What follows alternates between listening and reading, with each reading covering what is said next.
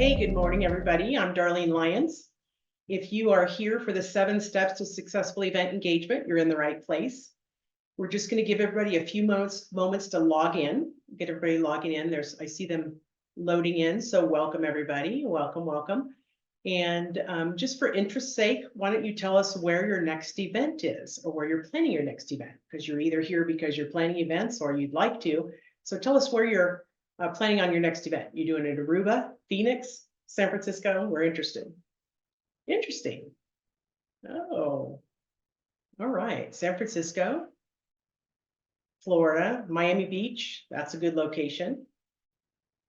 Sacramento. Interesting. All right, we'll give it just another minute and we'll go ahead and get started. I will introduce myself. I am Darlene Lyons, Executive Vice President of T3 Events Group, a division of T360. So thank you for being here. I have over 30 years of event management experience, and my teams and I have designed and managed over 5,000 events nationwide. Our events have run anywhere from 100 people to 35,000 attendees, and I won over 15 awards, including Style Magazine's People Choice Award for 3 consecutive years. And thank you for joining us. Super excited to have you. All right.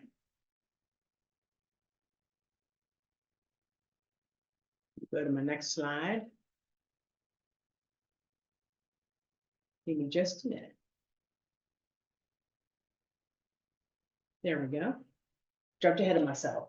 So the first step in successful event engagement is choosing your desired outcome. So you want to identify when you're building your event, whether you want to entertain, educate, acknowledge a reward like an events gala, recruit or retain agents to your real estate business or to your mortgage business, or close business. If you want to just sell something, and you want to identify your stakeholders. So you want to address what your objective is for the event, and you want to identify who's involved in the event. And that could be your board of directors, your agents, your brokers, your vendors, and your sponsors, who are most often forgotten, your stakeholders, anyone that's attending the event that supports the event, and you want to build the event with that in mind. So you want to decide whether you're going to educate, entertain, acknowledge a reward, recruit and retain, close business, and build the event to satisfy your stakeholders.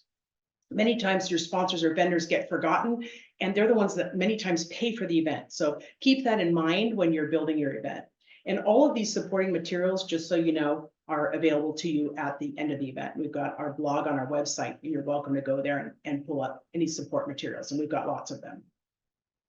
Step number 2 is choosing the right venue. You want to create an immersive experience. So it's not just the venue itself. You want to look at the location, the visuals of the event, the professional lighting, the sound, and mix up your seating. And by the location, I'll go back to that for just a second. You want to look at how your people are going to get there.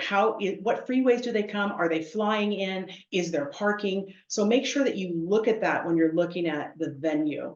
You want to give them good visuals. And by visuals, you want to have professional presentations. You want to have professional, rich sound, and you want to mix up your seating. I'm going to do just a sample here so you can see what that looks like to just mix it up a little bit. So rather than just rounds or cocktail rounds or theater style seating, you want to mix up the furniture and give it interest.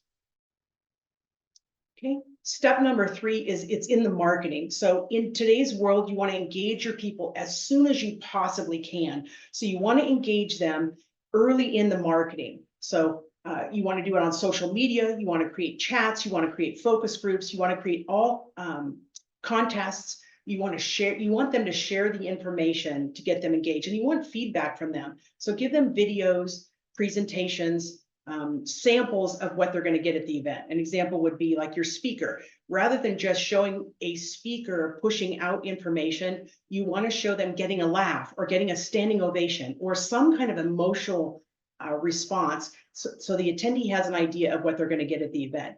If you've got an artist or you're featuring something super fun, you want to give them a visual, hopefully in video, of what they're going to actually feel and see at the event. It will really help you sell it and will really engage them and encourage them to share it. Okay, number 4 is speaking to your audience. You want to curate and create content that speaks directly to them. that's interactive, and you want to customize it to their concerns, their needs, and their desires. So think about that when you're creating the content and selecting your speakers and your entertainment. Step number 5 is you really want to get them involved and ask their opinion. So there's a myriad of different ways to do that. You can use polls, interactive media. You can use in-audience mics.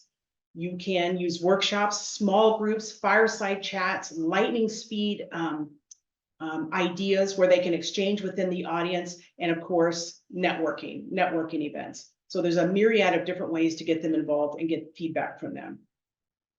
Okay.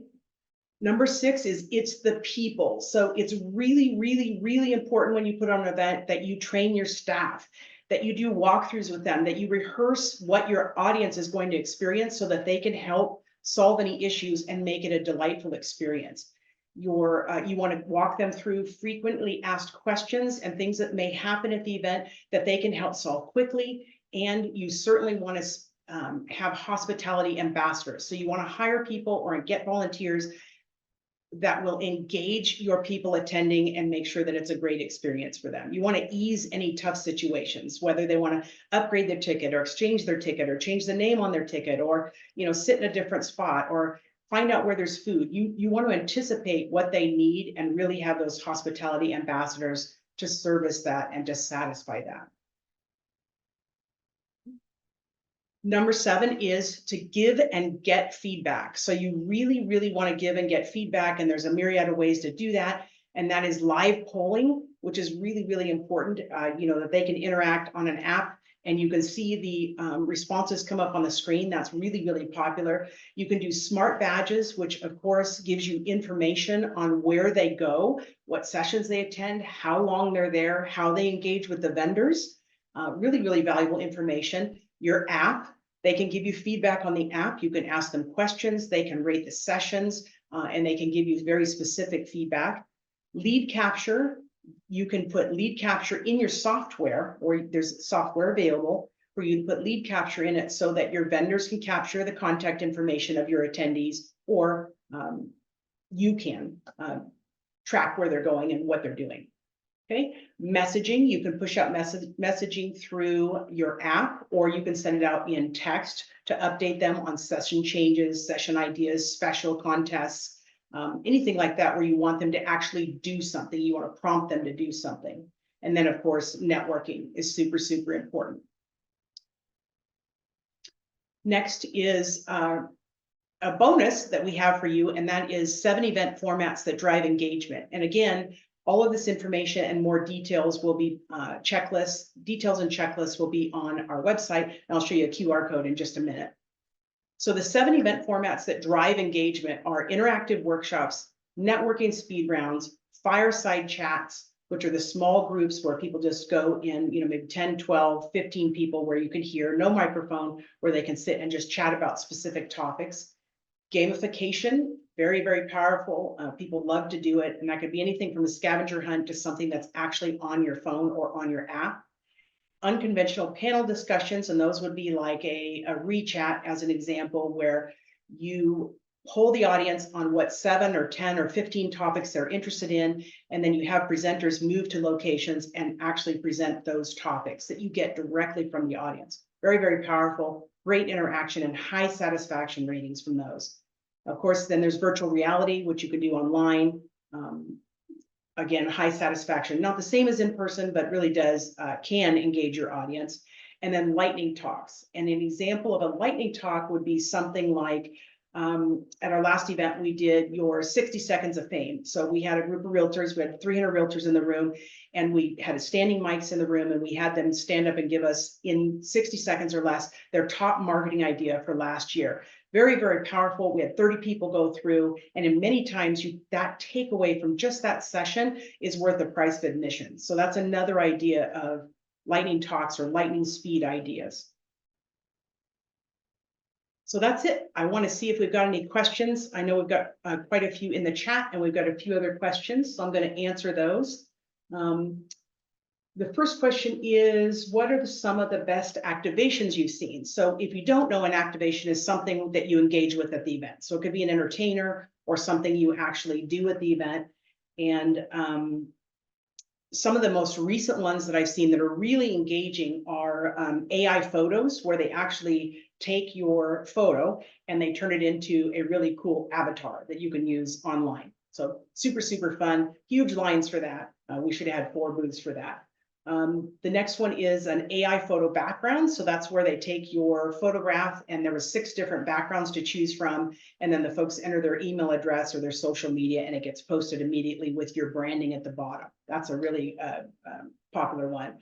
And then something fun that's physical is most recently we had a live human claw, where you actually get belted in and you go in and you grab a prize. That's super fun. Has a big footprint, but super fun and great for a younger crowd too. A vending machine for merch. That's something that we've used most recently. So we had merch in there, and you had to do something specific, like tweet something out, and then you got to go up and push the vending machine and get merchandise out of it. That was really engaging. And then for community events, one of our most recent activations was we had an art project where everyone could participate and paint a piece of a mural that went up at the local children's hospital. So we had an artist draw it out, laid it out, and then everyone at the event could participate and paint a piece of it. And it turned out really, really beautiful. And it was something really neat that we could give to the local children's hospital. So those are just some ideas. Okay, the next question is, I love your ideas for unusual spaces. Do you have any ideas? Certainly. Most recently, we've done museums. So museums are really fun. Depending on the topic, you want to make sure that it's fitting to something interesting to your specific group. You always want a curator put together something that's for your specific group. Another idea is a preset theater. There's lots of these in Vegas and in some of the larger cities. The nice thing about that kind of venue is it is different, but it comes with a lot of AV that's usually included. So it's really easy for you to get amazing immersive sound and great, great visuals. So encourage you to look at local theaters. Airplane hangar, anything that's a box is really fun to be creative in. So do something different. Could be, like I said, anything from an airplane hangar to a glass atrium at one of your local venues. So something like that's interesting. We've done zoos, a safari at a zoo, art galleries, at historic mansions or large homes, and city gardens. So a lot of times the larger cities have beautiful, beautiful gardens or event spaces that you can take a look at, something down on the water or, something that's unusual or different. So there's gives you some ideas. All right. And then the last question I see is how do we get feedback? How do we get feedback? I think I went over that, but again, if you want to encourage networking, anything you do to gamify it will make it super fun. So if you give them a task when they come to the event, something that they have to do to interact with other people, they will do it if there's a prize at the end. So gamify it, make there a fun reward, and then just let them go, and they will naturally engage and have a good time. All right. Let me go to the last page. So we have a whole myriad, and we'll be doing more of these sessions, try to keep them short and sweet and give you as much content as possible.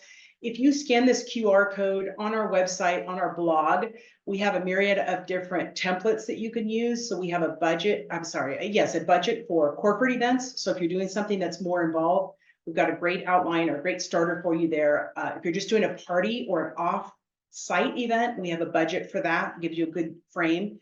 The webinar slides from today, we've got different articles on there and checklists.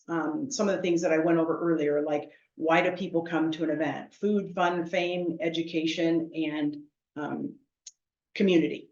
So the things that describe the different reasons people come to an event, different things that you'll need to support the event, and ways to help you build it and have a successful event. So I hope this was helpful today. Thank you for everybody for attending, and we'll see you again soon. See you at T360.